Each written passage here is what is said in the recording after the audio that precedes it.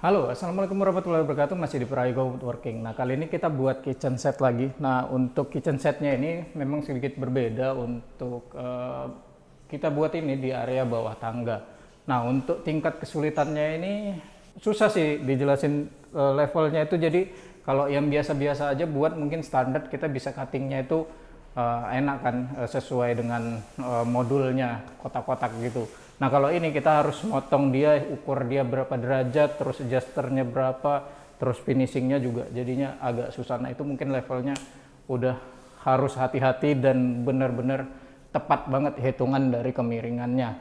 Untuk kemiringannya sendiri ini harus dihitung mulai dari diagonalnya, terus dari ya jadi kita kayak ngitung Pitagoras gitu ya, ukuran Pitagoras, terus di make sure dari jaraknya berapa. Misal di kulkas ini dari sini ke sini ini kemiringannya berapa, itu harus detail banget karena itu untuk make sure oh ini udah tepat belum kemiringannya.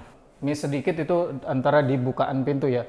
Jadi kalau untuk bukaan pintu, karena bagian kabinet ini posisinya dia agak di dalam, jadi kalau buka untuk kemiringan yang ke bagian kiri itu akan nabrak bawah tangganya, jadi itu harus di cutting sama yang area sini. Nah, kemiringan yang sini itu harus di cutting. Kalau yang bukaan yang kesini itu nggak ada masalah. Oke, nah kita jelasin dulu untuk bahan yang kita pakai.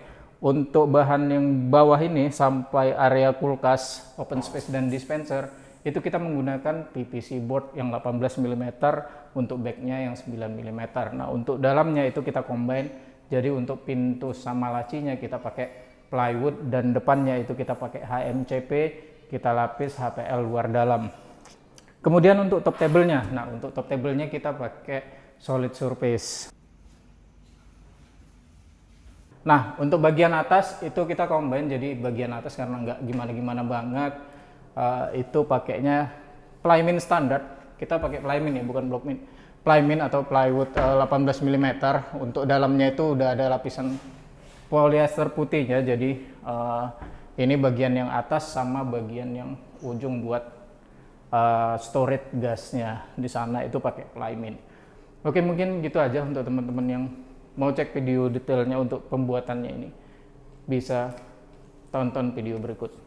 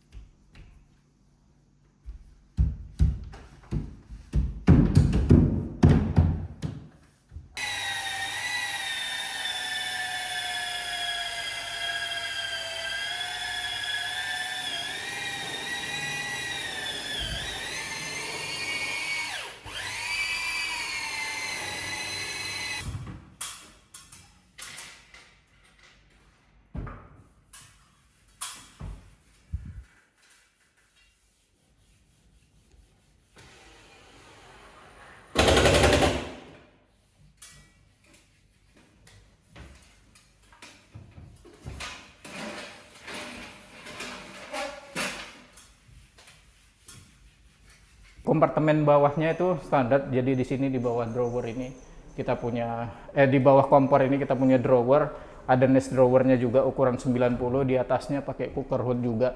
Nah untuk cooker hoodnya itu kita naikin ke atas atau di cerobong asap. Kalau teman-teman lihat di sini ada kotakan.